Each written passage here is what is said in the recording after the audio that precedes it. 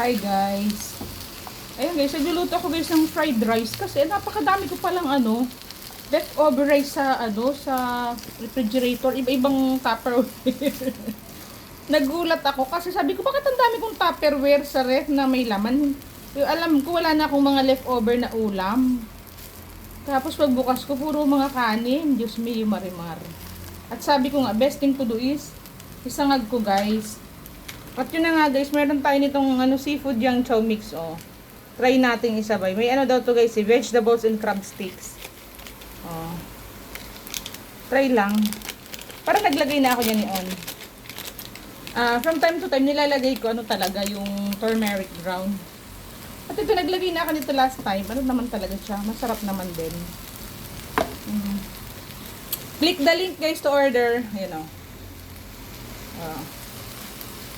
drop ko yung link kung gusto niyo ding umorder niyan. 'Di ba? Bumili din kayo guys ng mga ready vegetables na guys sa supermarket Naka-slice. Hinati ko lang yung laman tapos nilagay ko ngayon. Ang partner namin ito guys ay yung binili kong inihaw na atay doon sa tindahan ng karne. Talagang sure na malinis naman yung meat doon, saka fresh. Kasi everyday naman sila kakatay ng baboy at walang natitira. Ayan.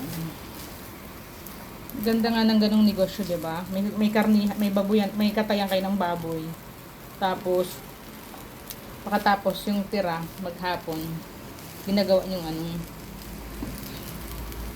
nyong barbecue. 'Di ba? Yung mga laman loob, yung mga laman, yung mga atay ng pork. Masarap din yun. Very healthy din yun, diba? So, ganun, guys. Okay, so, ayan. Konting mix-mix na lang nito, guys. Hindi na ako naglagay. Titikman ko, guys, ha. Hindi pa ako naglalagay ng asin. Ayan. Nilagyan ko yan, guys, pala ng yung tawag nito. Isang itlog lang yan, guys, na binati ko. Tapos, ni-scramble ko siya. Tapos, may leftover na yan, guys, Japanese siomai doon sa kanin kasama. So, sinama ko na siya. Tikman natin. Husgahan natin yung masarap. Let's taste. Kung tama na yung alat niya. Bango.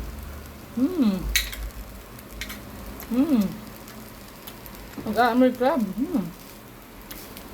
Sakto. Lagyan ko guys ng konting pepper, tsaka salt. Okay na yan. Okay.